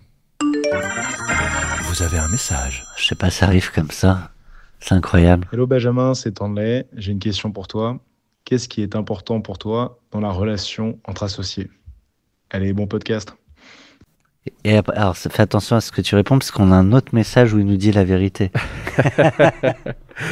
Alors, ce qui est important dans la relation entre associés, alors je vais commencer par répondre à ces questions. Ce qui est important dans l'association. Première chose pour moi, c'est on s'associe à plusieurs. Il faut qu'il y ait un chef. Et aujourd'hui, c'est lui le chef. Et pour moi, c'est hyper important. J'ai souffert d'une relation à 50-50 au début d'Ornicar. Je ne retournerai plus jamais là-dedans parce qu'une boîte nécessite un leader. Il n'y a pas des leaders dans une boîte. Donc ça, c'est un premier point. C'est donc comment on s'associe. Ensuite, dans le choix de l'associé, pour moi, il faut que ce soit une personne qui ait le même driver. Et donc, par exemple, moi, c'est ma grande bataille, c'est qu'il faut identifier ses drivers et être honnête. Dire que c'est l'argent mon driver, je passe pour un connard auprès de probablement 75% de tes auditeurs. Et je m'en fous. Allez, extrait. et c'est pas un problème pour moi et je l'assume. Et donc, je sais que quelqu'un pour qui le driver principal, c'est l'impact, je le salue et je trouve ça formidable, mais on n'arrivera pas à prendre, dans des cas compliqués, des décisions alignées. Forcément, lui va prendre décision driver impact et moi argent. Et donc, dans le choix, le fait qu'on ait le même driver soit clé. Et donc, moi, je demande toujours quand je m'associe, c'est quoi ton agenda? Pourquoi tu fais ça? Tu fais ça pour le pouvoir, donc ça, c'est ton driver. Tu fais ça pour la reconnaissance. Tu fais ça pour l'impact. Tu fais ça pour revanche sociale. En fait, tous les drivers sont bons. On s'en fout, c'est pas le sujet. Il faut juste qu'ils soient alignés avec tous les gens les associés. On voit assez bien à quel moment ça peut friter si tu prends une décision pour l'impact ou pour l'argent. entre le pouvoir et l'argent, je cherche l'exemple, je l'ai pas comme ça instinctivement. Le Ou la pouvoir, reconnaissance. mais regarde, le pouvoir, ça peut être je ne veux pas faire rentrer de fonds. Ok, je veux garder le pouvoir dans ma boîte, je veux être le chef et je ne veux répondre à personne d'autre. Je ne veux pas d'actionnaire qui me dicte ce que je dois faire. Moi, mon driver, c'est l'argent. Non, moi, j'ai besoin de leur pognon parce que grâce à ça, on va faire une boîte qui vaut 1 milliard. Sans leur pognon, peut-être que j'y arriverai, mais ça va mettre 20 ans. Et j'ai beaucoup plus de chances de me planter si un concurrent fait la même chose. Et en fait, tous ces drivers, forcément, au bout d'un moment, ça arrive à des discussions qui sont Ok, pas merci alignées. pour les projeter. Alors du coup, comme tu as l'air d'avoir beaucoup réfléchi, exemple concret de celui qui va pour la reconnaissance. Pareil, la reconnaissance, il peut y avoir un sujet sur... La revanche, tu disais, pardon. Ouais, ouais. non, mais même la reconnaissance, le fait de faire ça pour briller. Tu vois, par exemple, je veux avoir la reconnaissance de mes pairs, donc je veux faire ce podcast. Je dis, mais c'est pas le bon moment. Là, pour l'instant, la boîte n'a pas de bons chiffres, etc. Je m'en fous. Ouais, et tu Je- passes plus de temps sur LinkedIn. Exactement. Exactement. qu'avoir Et donc, les t'es pas clients. opérationnel. Ouais. Et voilà. Et donc, en fait, à chaque fois, il y a des petites variantes qui font que voilà, il vaut mieux que les drivers soient alignés. Et donc, moi, maintenant, je ne monte des boîtes qu'avec des gens qui ont driver, qui ont l'argent. Et probablement, mon driver, un jour, il changera. Et je me le souhaite. J'espère arriver sur l'impact. Je trouve ça hyper beau. Aujourd'hui, ça serait pas la vérité. Il y en a plein qui le disent, mais en fait, c'est pas ça. Et voilà. Et donc, moi, aujourd'hui, j'essaie d'avoir le courage d'afficher clairement mon driver. Et donc ça, c'est hyper important. Et après, dans l'association, c'est la communication à outrance. Pour que ça se passe bien avec ses associés, il faut tout se dire en permanence. Partager les agendas, qu'il n'y ait pas d'agenda caché. Le pire, c'est les agendas cachés. Et donc moi, avec Tanley, qui est un de mes très bons potes, c'était un risque. Et donc j'ai commencé l'association en disant, OK, d'abord, je vais inviter ta femme à déjeuner. Et je vais lui expliquer comment, parce que je me connais, parce que moi, ça faisait 12 ans que j'étais chez Ornica, et je sais exactement combien je suis vraiment parfois un connard. Et combien je suis caractériel, combien je suis pas tolérant, etc. Et donc, je sais que Et toi, quel ta impact ça principale, peut avoir. évidemment, et ta principale conseillère, souffre-douleur, confidente et tout, ça va être ta femme. Et donc, je vais lui dire, droit dans les yeux, en disant, voilà, si on s'associe avec Tanley, voilà comment ça va se passer. Je vais être comme ci, je vais être comme ça, machin, etc. Il faut que tu sois prête, à assumer le fait que il va rentrer foudrage contre moi, etc. Et donc, j'en ai fait vraiment des caisses là-dessus. Et c'est un conseil qu'on m'avait donné quand je me suis lancé pour Ornica. Imaginez le pire pour préparer Surtout, le pire. n'oublie pas que tu t'associes avec ton associé et la personne qui partage sa vie. Et en fait, forcément, la nuit, le matin, le soir, etc., ils se parlent. Et donc, la personne va arriver en face avec des propos teintés, énormément teintés, d'ailleurs, principalement teintés, des discussions qu'il aura eues avec la personne qui partage sa vie. Et donc, c'est hyper important, si on s'associe opérationnellement avec quelqu'un, pour un business angel qui investit dans une boîte, ça n'a rien à voir, mais Ouais. quand on s'associe opérationnellement, moi, je préconise le fait de discuter, vraiment à bâton rompu, avec la personne qui veut partager sa vie, parce qu'elle aura bien plus d'influence que son propre associé. Alors désolé pour les jeunes entrepreneurs qui n'ont pas fait leur vie. Et Ça peut voilà, bouger. ça peut bouger, ça mais peut quand c'est le bouger. cas, quand ils sont mariés, etc., moi, c'est ce que Ouais. j'essaye de faire, donc voilà. Et aujourd'hui, ça marche très bien, et évidemment, Et- c'est un super entrepreneur, Tanley, Aurélien aussi, et en fait, quand on est entre gens pragmatiques et efficaces, ça ne peut que fonctionner, quoi. Et la dernière fois qu'il est rentré foudrage à cause de toi? Probablement très récemment, quand je réponds pas assez rapidement au téléphone, quand je lui dis non, je suis pas d'accord avec toi, ou quand je dis des conneries dans les podcasts, probablement ça doit Voilà. l'énerver. Mais sa femme est très très tolérante avec mes états d'esprit et états d'humeur. Je reste sur les moments clés. Et là, on évoquait tout à l'heure la levée de fonds. On va finir par répondre à toutes les questions d'Olivia. Hein. Mais tu me disais ouais, que ta boîte Repeat Entrepreneur, c'est pas simple. C'est presque repartir au charbon. Alors, il y a eu 2 levées là, la toute récente et une première, je crois, à 3 millions. Ouais. 4 millions. 4 millions, qui s'est fait sur un seul slide PowerPoint. Alors, non, sur un slide, ça serait mentir, mais sur un PowerPoint, où il y avait peut-être 15 ou 16 slides. Non, un PowerPoint, pas Ok, un slide quand ok. même.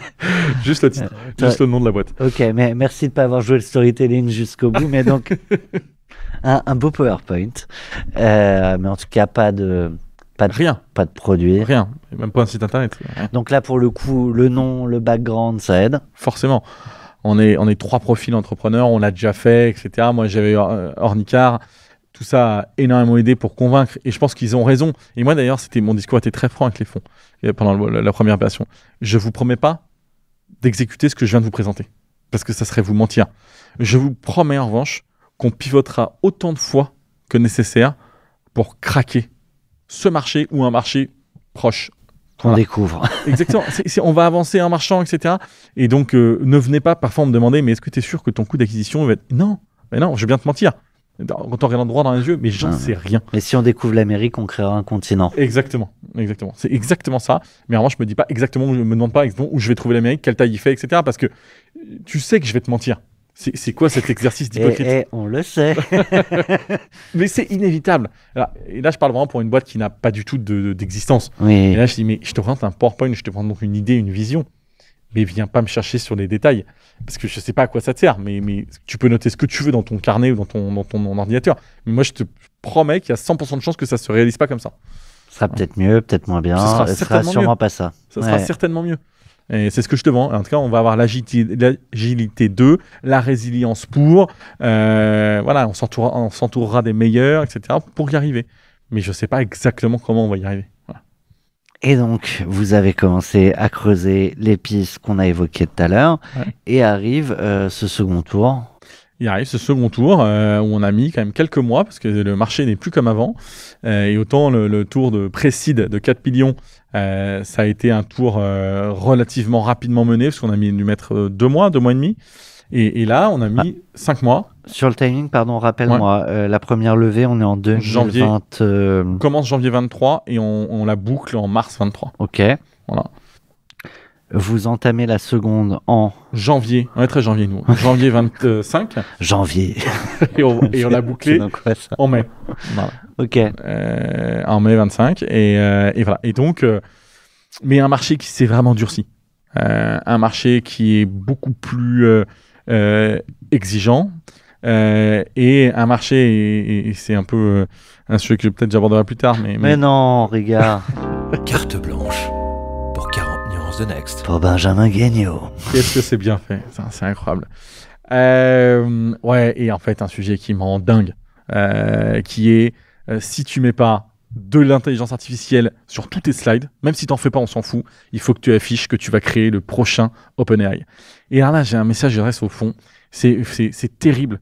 Ce moutonisme, je suis pas sûr que ça existe, mais cette capacité à toujours prendre les mêmes décisions, c'est-à-dire que du jour au lendemain, vous avez décidé que l'IA allait tout changer, et donc vous ne voulez que des boîtes qui mettent l'IA au cœur de leur réacteur, stratégie, ouais. de leur réacteur, sans vraiment faire la différence entre les boîtes qui vont mettre un peu de ChatGPT ou de Mistral AI dans leur process, ou quelqu'un qui fait vraiment un produit basé uniquement sur l'IA. Et donc ça en devient n'importe quoi, parce que c'est le jeu des leveurs, des entrepreneurs. Non, mets un peu d'IA là-dessus, mets un peu d'IA. Je dis, mais mec, j'utilise l'IA dans mes process, mais je ne suis pas une boîte d'IA, faut arrêter de se mentir. On s'en fout, c'est ce que veulent les fonds. Et comme moi, je suis un peu rebelle, c'est vrai que ça me rend dingue. Aujourd'hui, vous avez des superbes boîtes, et je ne parle pas forcément des miennes, je parle des boîtes que j'ai pu accompagner, etc. J'accompagne par exemple 2 entrepreneurs quand j'ai un peu de temps, les week-ends, etc. sur un super projet de DPE, vraiment la nouvelle marketplace des DPE qui s'appelle Joule Diagnostic. Ils ont essayé de lever les fonds. La boîte, et c'est colossal. Le marché est colossal. Il n'y a aucune marque. C'est une évidence que ça fonctionne.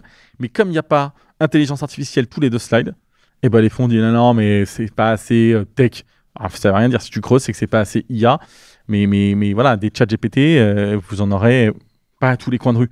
En revanche, vous allez avoir des très belles boîtes qui feront des 100, 200, 300, 1 milliard de revenus, qui ne sont pas des boîtes qui réinventent Internet comme peut le faire Mistral ou ChatGPT. Donc, s'il vous plaît, un tout petit peu de nuance. Les mouvances des VC, c'est parfois un peu brutal, quoi. Disons qu'il y a des grandes modes. Ah ouais, des grandes notes qui sont... Et la peur de passer à côté aussi. Oui, mais soyez un peu plus visionnaire sur certains trucs. Mais encore une fois, Élargir le portefeuille. Exactement. Voilà. On peut pas dire, attends, un coup c'est les marketplaces qui nous vont, finalement le lendemain, non, les marketplaces c'est de la merde, c'est l'IA qu'on veut. Et le surlendemain, ah mais non, mais l'IA c'est de la merde, on veut du Web3. Allô, on essaye de rationaliser tout ça et on essaie de pas mettre trop de cases. Il faut investir dans des équipes, dans des marchés. Et c'est super si dans vos portefeuilles, vous avez Mistral. Mais l'entrepreneuriat et donc les VC devraient essayer de pas trop se résumer qu'à ça, quoi. 8 millions, on en fait quoi? Alors, encore une fois, 8 ou plus. 10. Bon, bref, plusieurs millions, on en fait quoi? On en fait une marque très forte. Je ne veux plus que dans 18 mois, il y ait un jeune de plus de 60 ans qui ne connaisse pas Scarlett. Ou encore pire, je ne veux plus qu'il y ait un jeune de 60 ans qui écrive Scarlett avec un C. Et ça fera probablement de la peine à ma fille qui s'appelle Scarlett avec un C, mais je veux qu'à l'école, dans 10 ans, quand elle devra écrire son nom ou que les gens écriront son nom, ils fassent une faute d'orthographe. Ça s'écrit avec un K. Bien sûr, exactement. Et voilà, donc non, mais voilà, on dépense cet argent comment? Déjà, on fait pas des recrutements n'importe comment. On investit dans des leviers qu'on connaît, qu'on maîtrise. On a l'avantage donc d'avoir 2 ans de track record. Et donc, voilà, chaque euro dépensé doit en générer au moins 2, voire 3, voire 4, voire 5, voire 10. Et voilà, et on est extrêmement héroïste dans toutes les décisions qu'on est en train de prendre. Et voilà, et on construit une marque forte et on touche notre cible en proposant une qualité de service irréprochable et des services surtout qui répondent clairement à leurs besoins. Le wow effect, l'enchantement, il va être où là? Le wow effect, on doit essayer qu'il soit à chaque étape plus compliqué quand c'est pas un produit de consommation rapide. T'achètes une paire de baskets, elle est livrée le lendemain, tu fais waouh. Voilà, nous on veut absolument que le wow effect vienne du fait qu'on leur a proposé la meilleure solution. En fait, on est un super broker à certains égards. On leur propose la meilleure solution de liquidité dans leur patrimoine immobilier, que ce soit un prêt ou de la transaction. On leur propose la meilleure solution pour l'assurance santé, que ce soit avec tel acteur ou tel acteur. Nous, on est agnostique. Et voilà, l'idée, c'est de faire la même chose sur l'épargne et de leur faire gagner des sous avec le calcul des pensions de retraite. Voilà, qu'en fait, on soit l'acteur qui soit toujours du côté de nos clients et jamais de l'autre côté. À savoir celui de nos partenaires.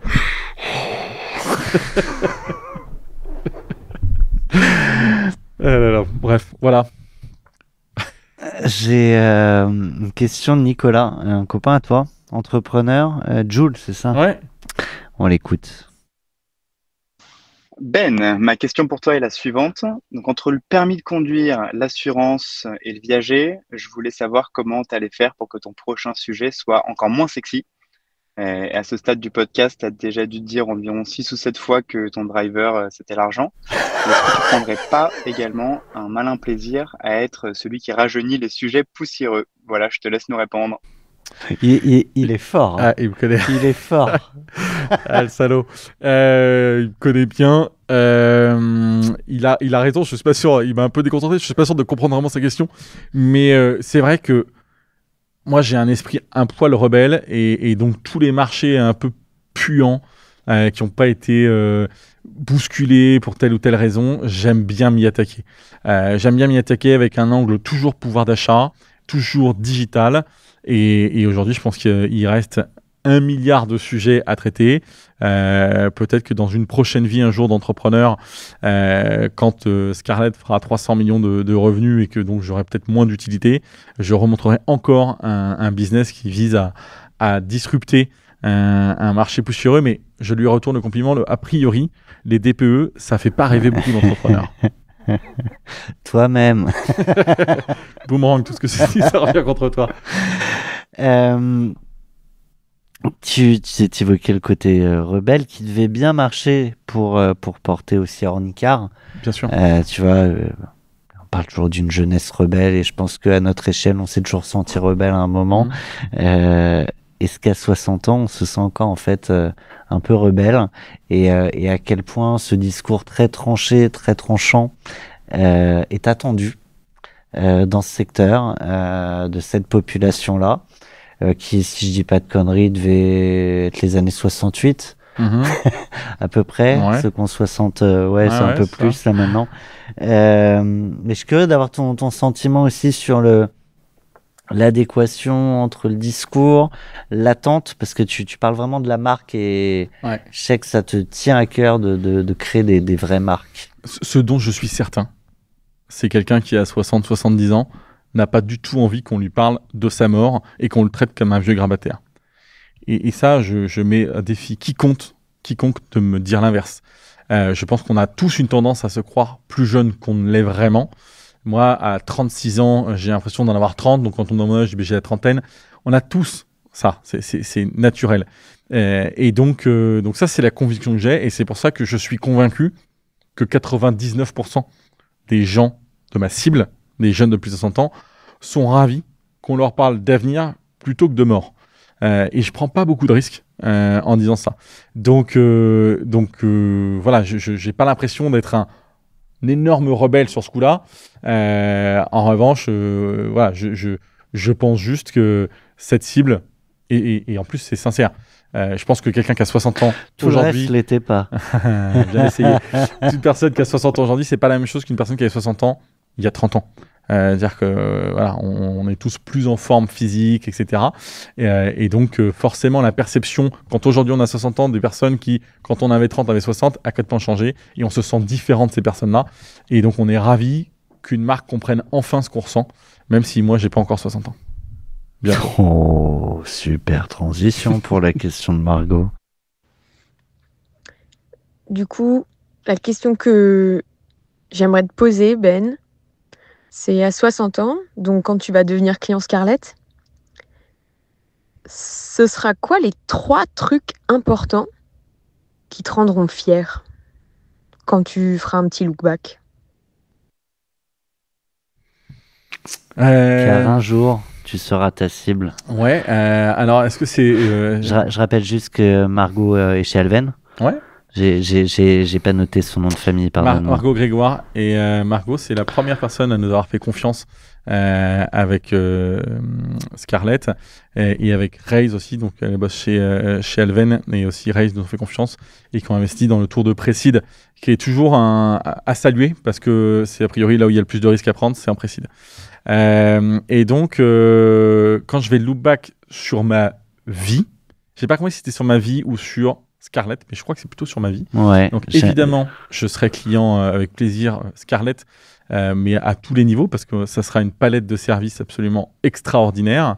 Ce dont je serai le plus fier, alors je suis pas sûr que ça va te faire plaisir, Margot, parce que c'est pas lié à mon implication à fond dans le business. Ce dont je veux être le plus fier, c'est de ne pas être passé à côté de mes enfants, parce que j'ai beau monter des boîtes, j'ai beau être entrepreneur, toutes mes entreprises, elles passent 1 milliard de kilomètres derrière ma famille. Et c'est le point le plus important à mes yeux. Et dans mon look back, ce qui m'effraie le plus, ça serait de me réveiller à 60 ans. Mes enfants en ont 35, se sont barrés de chez moi et je ne les connais quasiment pas parce que je ne les ai pas vus grandir. Et ça j'en fais des cauchemars et j'en pleurerai tous les jours. Ça, c'est la première erreur que je ne veux pas faire. La deuxième, je ne sais pas si j'en ai 3, mais je vais dire au moins t'en trouver 2. La deuxième, c'est avoir bâti ma carrière, bâti mon j'espère un jour mon empire de façon contraire à mon éthique. Il est extrêmement important que je puisse être fier de ce que j'ai fait et ça se traduit pas du tout par l'argent pour le coup. Si j'ai gagné beaucoup d'argent en vendant de la drogue, ça sera une belle erreur. Ou tout autre métier illégaux, illicite. Donc voilà, hyper important pour moi. Il faut que ça soit quand même raccord avec quelque chose d'éthique. Ça ne veut pas forcément dire sauver les océans. En revanche, ça veut dire quelque chose qui est dans les cordes, où j'ai vraiment apporté un vrai service, une vraie solution. Et de toute façon, je pense qu'il n'y a que comme ça qu'on peut créer des entreprises qui valent de l'argent. Donc, je t'en donne 2. Si j'en ai un 3e, je te promets, je t'envoie un WhatsApp. Ça te réveillera au milieu de la nuit. Écoute, je ne sais pas si c'est lié, si Margot devançait tes questions sur la famille, mais on a une question bonus que je te propose d'écouter. Dis Ben, depuis quelle plage tu prends tes calls le jeudi après-midi? Attends, mais c'est qui ça? Margot aussi. C'est Margot aussi. Je reconnaissais pas sa voix. Margot, de quel... Bah, effectivement, alors tu connais un peu Marseille, je sais que tu viens faire quelques runs à Marseille. Les plages sont vraiment, c'est pas ce qu'il y a de mieux à Marseille. Je suis beaucoup plus Calanque, mais dans le Calanque, il n'y a pas de réseau. Très peu. Donc j'ai du mal à prendre mes calls. Et surtout quand j'en ai un de planifié avec toi, mais je les prends de chez moi et je suis très bien loti. Et ce qui est vrai, c'est que je suis un entrepreneur très heureux depuis que j'ai rejoint cette superbe ville qui est Marseille, et ça fait maintenant 1 an. Mais l'idée de partir, c'était quoi? Plus d'espace, plus de temps. Enfin, il y avait cette notion familiale aussi. C'est uniquement familial. Enfin, principalement familial. C'est pas uniquement, ce serait faux de dire ça. Je ne pouvais plus rester à Paris les week-ends. J'avais vraiment une aversion au week-end au parc. C'était plus possible. Donc ça, je voulais absolument proposer autre chose à mes enfants. Moi, j'ai grandi à côté de Châteauroux, à la campagne et tout, donc j'avais vraiment besoin de leur offrir autre chose. Ma femme aussi n'a pas grandi à Paris. Et le deuxième sujet, c'est très égoïste, c'est pour moi, j'ai besoin de lumière et j'ai besoin de soleil. Et je sais que Margot est sensible à la lumière et au soleil. Et donc, j'espère qu'on fera bientôt un board à Marseille pour qu'on soit tous satisfaits. C'est pas Pascal Lorne qui est de Marseille aussi? Qui ça? Pascal Lorne. Vous connaissez pas? Non. Go Job. Ouais, ouais. Il est Marseille. Et Marseille ou Aix ouais, Aix-Marseille, ouais. C'est ça. Et lui fait des boards yoga. Il commence par du yoga pour tout le monde. Okay. Il les met en condition. Ok. C'est vraiment ton truc, ça, le yoga. Ouais, moi, le chien tête en bas, je suis moins tête en bas. Et donc, c'est moins mon truc. Mais écoute, chacun a ses techniques. Moi, toute technique pour rendre un board utile, efficace et productif, je prends. Et j'ai pour l'instant je suis pas sûr d'en avoir trouvé vraiment beaucoup. Chien tête en bas, t'as pas essayé? J'ai essayé, mais bon, il faisait une sale gueule, le chien. Il tirait la langue. Ça m'amène à une question de Cédric. Je ne sais pas pourquoi je dis ça m'amène, là pour le coup c'est sans transition la suite, comme dans Canal+, à l'époque du Nulle part ailleurs, ou des Guignols, sans transition la suite. Bonjour Benjamin. Avec ton parcours et ta vision, tu as une lecture privilégiée des grandes évolutions d'entrepreneuriat, notamment à l'ère de l'intelligence artificielle. Quel message aimerais-tu transmettre aux entrepreneurs qui souhaitent se lancer aujourd'hui? Question 1. Est-ce que par exemple tu as déjà envisagé de partager ton expérience et tes conseils au travers d'une formation par exemple? Deuxième. Pour accompagner la nouvelle génération d'entrepreneurs dans un contexte en pleine mutation. Ok, il n'y en a pas de troisième. Non. Mais j'en ai une troisième. Ouais, je vois bien pourquoi Cédric me pose cette question. On rappelle qui est Cédric?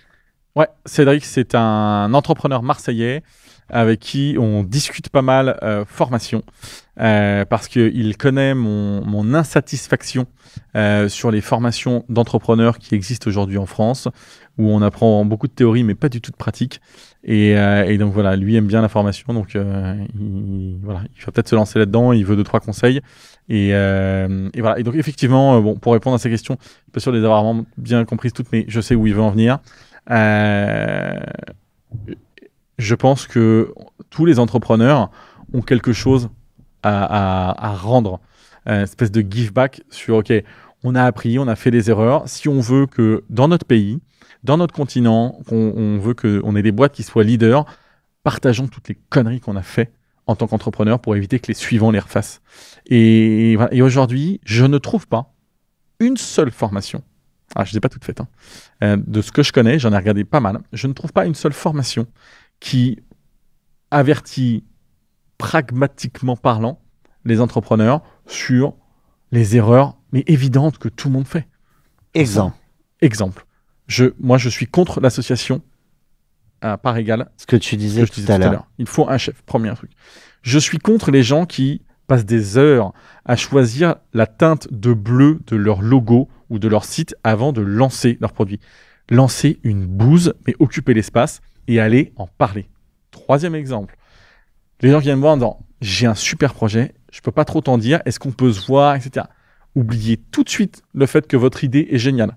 Votre idée, on est je ne sais pas combien de milliards sur la Terre. Évidemment qu'il y a bien quelqu'un d'autre qui a déjà eu la même idée que vous et qui est probablement encore plus intelligent que vous. Parlez de vos idées.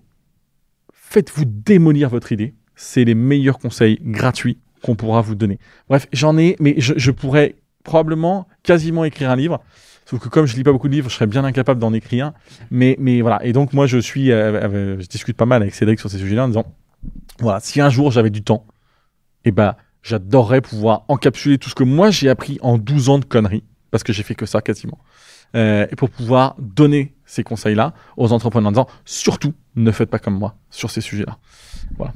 Moi, je t'invite à écouter, 500 heures de 40 nuances de Next, de cash out et de planter. Alors, c'est pas tout concentré et c'est là la différence avec une formation où c'est organisé, par thématique, mais Mais il faudrait, tu vois, ce serait pas bien compliqué à organiser. tu prends toutes les personnes qui sont intervenues, finalement, qui donnent 3 erreurs qu'ils ont faites.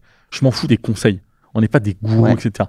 3 erreurs qu'ils ont c'est pu par faire. l'erreur des autres que tu apprends Exactement. celle auquel tu peux être. Exactement. Et ça, c'est en plus, les gens sont plus à l'aise à dire leurs erreurs parfois qu'à donner des conseils. Et puis les conseils, ça va vite devenir bateau. Exactement. Voilà. Ouais. Moi, les T'es pas à 3 la plus place grosses des gens. erreurs dans ma Ouais. boîte, ou la plus grosse erreur, t'as interviewé tellement de monde qu'avec, tu peux écrire déjà un livre avec la plus grosse erreur de chacun de tes intervenants. Ouais. Voilà.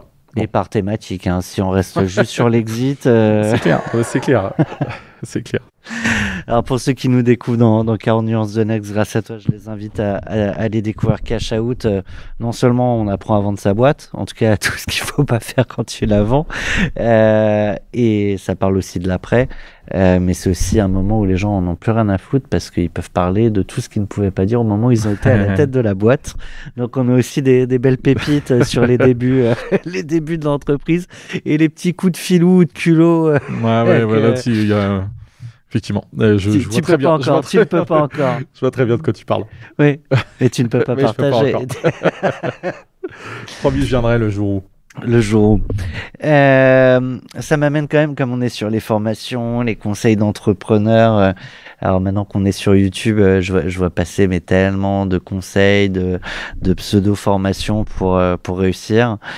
C'est d'entrepreneurs réels ou pas d'ailleurs. Je sais pas quel regard tu portes là-dessus.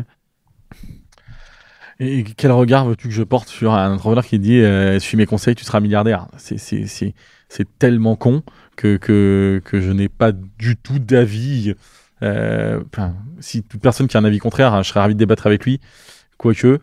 Mais non, ça n'existe pas en fait. Vous n'avez pas. C'est comme si je disais achetez-moi ma formation 1000 € et je vous donnerai les tickets de l'euro million. Je vous promets, mec, si j'ai les numéros de l'euro million, je les garde pour moi. Donc voilà, si ces personnes-là avaient le secret pour devenir millionnaires, ils le seraient. Et la plupart d'entre eux, ils le sont pas. Et s'ils le sont, c'est grâce au fait que vous payez des formations qui n'atteignent nulle part. Donc moi, je vois pas, enfin, je vois rien d'ailleurs. Moi, j'ai pas pour projet de monter une formation de ce style-là. J'aurais monté une école. Enfin, un jour, un rêve, monter une école de l'entrepreneuriat ultra pragmatique, avec zéro bullshit. Mais je vous assure une chose. Pas de théorie, que des entrepreneurs qui défilent. Exact. Des entrepreneurs ou des experts sur le recrutement, sur le financement dilutif, non dilutif, les fonds d'investissement. Qu'est-ce qu'attendent vraiment les fonds d'investissement? Un truc qui est mis à jour parce que les fonds d'investissement changent forcément de thématique, etc. Et voilà, quelque chose de... Vraiment, la seule promesse que je peux vous faire, c'est que vous ne serez pas millionnaire en sortant de cette formation. Voilà, c'est plutôt l'inverse, quoi. Vous saurez comment ne peut-être pas planter en 2 semaines. Exactement. C'est déjà pas mal. Exactement, c'est déjà une belle réussite parce qu'il y en a beaucoup qui se plantent rapidement. Ouais. On a quelques rubriques incontournables dans 40 nuances de Next. T'étais déjà passé par là. Je pense que tu as d'autres idées, d'autres choses à partager. J'espère. On commence avec la claque. Waouh! La claque. Je pense pas que ça soit celle que j'ai donnée la dernière fois. J'étais certainement plus poli la dernière fois. Mais maintenant. Attends. Comment bien la formuler?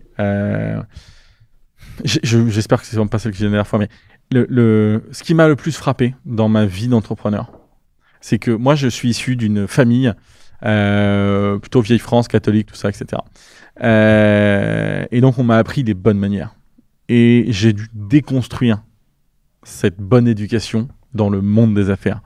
J'ai commencé avec Ornicar pendant 3 ans en étant un bon élève, en étant bien élevé. Est-ce que vous voulez bien ça, etc.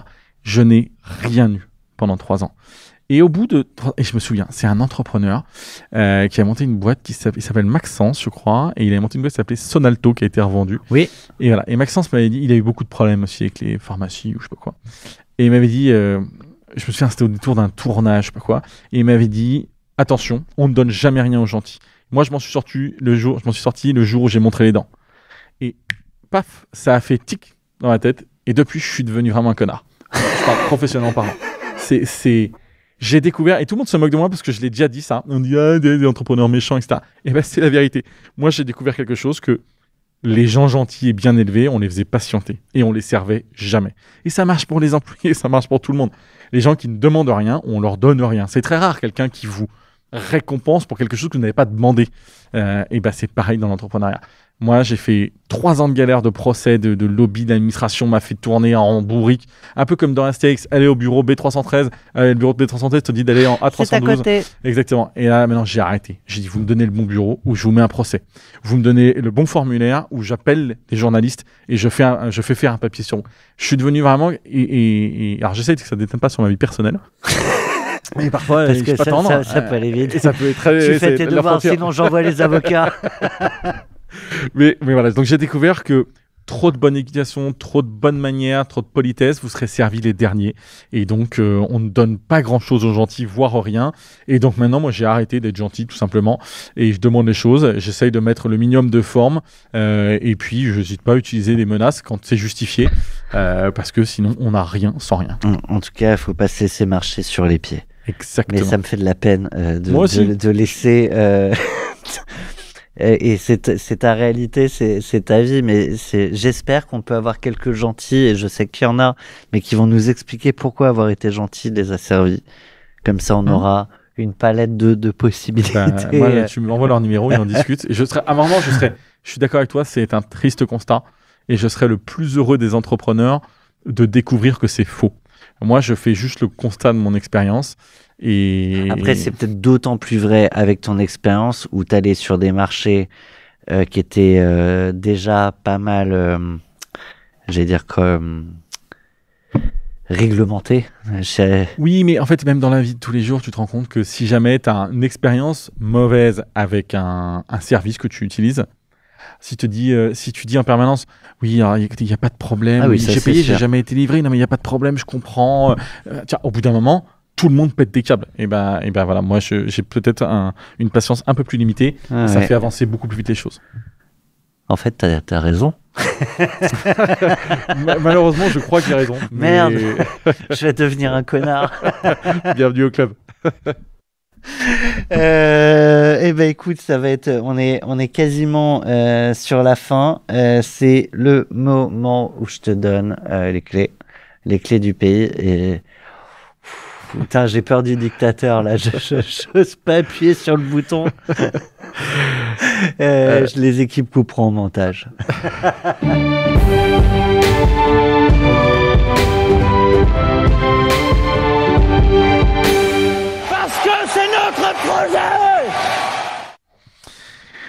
Alors, cette rubrique, je me souviens la dernière fois, déjà, ça a été compliqué pour moi parce que je pense que je suis drivé par l'argent, comme je l'ai déjà dit plein de fois. Mais tu me donnes 1 milliard d'euros, je te promets, je n'accepte pas le poste de président de la République. C'est pour moi probablement le pire boulot du monde. Voilà. Donc ça, une fois que c'est dit, je vais quand même me prêter à l'exercice avec ce que je vois. Et aujourd'hui, ce que je vois, et ce qui me fait peur, mais dans le bon sens du terme, c'est à quel point l'intelligence artificielle est en train de tout changer, de révolutionner le monde. Donc les fonds, pour partie, ils ont raison d'investir dans l'intelligence artificielle. Mais moi, en tant que président, ça fait déjà 2 ans que j'aurais changé les programmes scolaires des enfants dès le collège. Parce que je sais que ça a été proposé dans le rapport Villani en 2018, etc. Mais aujourd'hui, j'ai l'impression que rien n'a vraiment été fait. Et moi, je le vois, notamment avec Ornicar, dans les process de recrutement, toute personne qui ne maîtrise pas les outils d'intelligence artificielle n'ont aucune chance. Si vous n'êtes pas capable de connaître parfaitement tous ces outils-là, qui viennent décupler votre productivité, votre efficacité, ça va devenir très compliqué de trouver un boulot chez Ornicar ou ailleurs. Aujourd'hui, tu as un test je suis malheureusement trop loin des process pour savoir exactement s'il y a une utilisation, mais je sais que en tout cas, les questions sont posées, etc. Voilà, si c'est pas maîtrisé, ça ne pourra pas fonctionner. Pour simple et bonne raison que un employé qui maîtrise les outils d'intelligence artificielle est probablement plus efficace que les autres, donc 10 fois plus productif. Et donc, moi, ce qui m'inquiète, c'est ceux qui sont sortis du marché, enfin sortis des études il y a 2-3 ans, où l'intelligence artificielle était plutôt un concept qu'une réalité, et donc qui arrivent sur un marché qui sont pas prêts, pas armés, Après, ils ont le droit encore de se former. Hein. Ils ont le droit de se former, il va falloir aller vite. Ouais. Moi, je suis assez heureux que mes enfants Non, mais n'aient soyons que pas pessimistes. Non, je suis pas pessimiste, mais je leur dis. Je leur dis, aujourd'hui, il existe plus des formations, etc. sur l'IA. Dites-vous bien que c'est pas une lubie. Et souvent, les gens comparent ça avec l'arrivée d'Internet, et c'est une discussion et un propos qui a été tenu par le CEO d'Ornicar, Philippe, qui dit il faut bien comprendre que Internet, entre le début et la fin, ça a mis 15 ans. On a eu le temps de se préparer. Ça a été progressif comme arrivée. L'intelligence artificielle, en 5 ans, saura tout ravager. Ravager dans le bon sens du terme. Saura tout changer sur la façon dont fonctionnent les boîtes, sur les métiers, etc. Si jamais nos jeunes ne prennent pas le virage, les Chinois l'ont pris, les Américains l'ont pris, etc. Donc moi, je pense qu'il y a une urgence absolue à le plus tôt possible à mettre de l'IA dans le parcours de formation. Et moi, petit exemple, mon fils CP a passé le week-end avec les mascottes de l'école. Okay, donc il y avait plus, chacun les reçoit chez soi. Et la maîtresse demandait de faire des photos. J'ai trouvé que les photos c'était un peu nul. Et donc j'en ai fait quelques-unes quand même pour me prêter à l'exercice et pas qu'il se fasse gronder. Mais en revanche, je lui ai dit viens, on va créer une BD sur ton week-end avec tes peluches. Donc je lui ai montré, il a pris en photo les peluches, on les a chargées dans ChatGPT et on a dit à ChatGPT voilà, et puis on a pris une photo de mon fils. Et voilà l'histoire qu'on va faire, fais-nous une BD. Et on a fait une BD, etc. Et il a trouvé ça incroyable. Et surtout, ChatGPT, ça l'a fait absolument hurler de rire. On a a priori le même sens de l'humour. et voilà. Mais c'est con, mais voilà, en tout cas, moi, si j'étais président, je prendrais ce virage parce que la compétitivité, elle ne passera presque que par ça dans quelques années. Il faut surtout pas se louper. Tu vois aussi des limites, comme tout outil, tu vois, ça... toutes les vertus, les opportunités, les risques, les limites, mais aussi, aussi les risques. Non, mais je parle pas que sur l'emploi. Je parle plus, tu vois, sur nos sujets de démocratie. Probablement, je me risquerais pas à cet exercice de peur de dire des conneries plus grosses que moi. Moi, je suis en bas d'une montagne où je ne vois pas le sommet. Et le sommet nous amène vers des endroits merveilleux. Hein. C'est une belle montagne, quoi. Et je me dis juste, si j'apprends pas à escalader la montagne, je suis dans 2 ans, je suis avec mes clients Scarlett et je serai déjà retraité, quoi. Puis je dirais des BD. Et je dirais des BD produites par l'IA peut-être. Non, mais voilà. Donc il y a forcément des risques et je pense que à mon avis, bien aviser celui qui est capable aujourd'hui de les prédire et de les prévoir. Mais moi, je me risquerais pas à cet exercice. Je dis juste que ça sert à rien de mettre la tête dans le sac. Ça existe. C'est bon. C'est ce qui va faire en sorte qu'un pays va pouvoir se démarquer en termes d'économie et d'industrie. Et donc, ne passons pas à côté de ça. Apprenons à le maîtriser. Apprenons aussi les risques. Par exemple, moi, je vois tout le monde charge à chaque fois leurs documents de présentation dans ChatGPT. Fais-moi un résumé, traduis-le-moi en italien. Attention, dans certains cas, ça peut aussi être réutilisé par ChatGPT pour donner de l'information aux concurrents parce que forcément, il s'alimente avec tout ce que vous mettez dedans. Donc, tu vois, soyez pas complètement stupide. Alimentez-le avec des choses qui sont protégées ou voilà. Tu le disais, on n'est pas une boîte full IA, mais aujourd'hui, dans tous tes usages, exactement, c'est partout. Mais c'est comme si tu me disais que tu avais mis des process de contrôle financier. C'est la base maintenant. Les process doivent être réfléchis d'abord en IA. Comment ils peuvent être trop optimisés grâce à l'intelligence artificielle. Mais voilà, on n'est pas obligé de réinventer l'intelligence artificielle. Allez, on se quitte avec une prédiction, pas sur l'IA, mais sur Scarlett. On prend notre petite boule de cristal. En 5 ans, ça va vite. Ouais. Tu te fixes des goals. On se reparle, j'espère avant dans 5 ans, Benjamin, mais là, c'est le moment d'être joueur. Ouais. Je suis très joueur. Ouais, je suis très joueur et très ambitieux. Dans 5 ans, Scarlett, donc 5 ans, ça nous met en 2030. En 2030, je veux principalement en Europe, je vais rester raisonnable, je vais me limiter à l'Europe. Je veux que la marque Scarlett ait une notoriété non assistée au moins à 60%. Je veux pas une personne, si je veux bien. C'est quoi non assisté ? En gros, ta notoriété assistée, c'est je te cite plusieurs marques et que tu connais, etc. Je veux, cite-moi une marque pour ton pouvoir d'achat. Si tu as plus de 60 ans. Si tu as plus de 60 ans, évidemment, je n'interroge que les personnes de plus de 60 ans. Et je veux que dans 60% des cas, Scarlett sortent. Et c'est là où j'aurais l'impression qu'on a vraiment réussi quelque chose. Parce qu'il n'y a aucune raison qu'on s'arrête à nos frontières françaises. Parce que pour moi, déjà, la France n'est pas un terrain de jeu. C'est un département de l'Europe. Et c'est bien comme ça que j'envisage les choses. Et voilà. Donc ça, c'est là où ma boule de cristal est censée m'emmener dans 5 ans. Et j'aimerais bien que ça soit dans 3 ans. Mais déjà, 5 ans, ça sera une belle réussite. Donc c'est marrant parce que tu me parles pas de chiffre d'affaires ou typologie de secteur, parce que tu le disais, en fait, on verra bien. Ouais. Mais par contre, tu me parles de la marque. Moi, quand on me demande ce que c'est Scarlett, je dis que c'est une marque. C'est ma première réponse. Et là, tous les fonds que j'ai pu rencontrer pendant le roadshow, les roadshows, etc., c'est quoi Scarlett ? C'est une marque. Une marque, une marque, une marque. C'est vraiment notre vrai combat. Et ben, c'est un combat que tu mènes de la première seconde de cet épisode jusqu'à la dernière. Benjamin Guignot, merci. Merci à toi.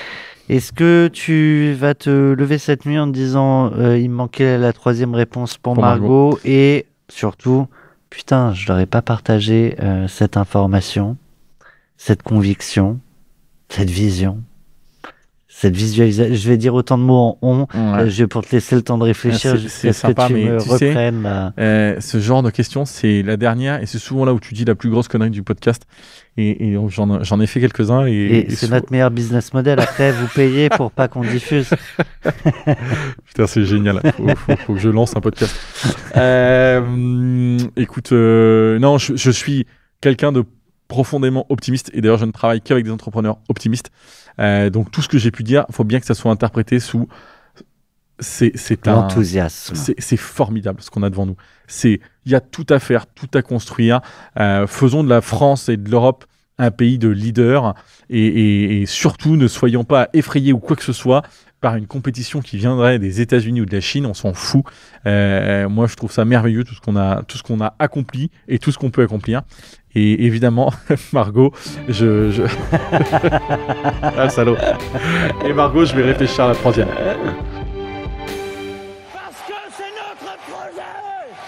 Et parce que c'était le podcast de Benjamin Guignot, fondateur d'Ornicar, cette étiquette qui lui reste à la peau et ça le dérange pas, mais aussi maintenant fondateur de la marque Scarlett. C'est un bonheur de te retrouver. Merci à toi. Je te dis pas dans 5 ans, pas dans 3 ans, non, parce que tu feras mieux. Moi aussi, c'est mon côté optimiste. Je te donne rendez-vous dans 2 jours. À très bientôt et merci à tous de nous avoir suivis. Feuille blanche.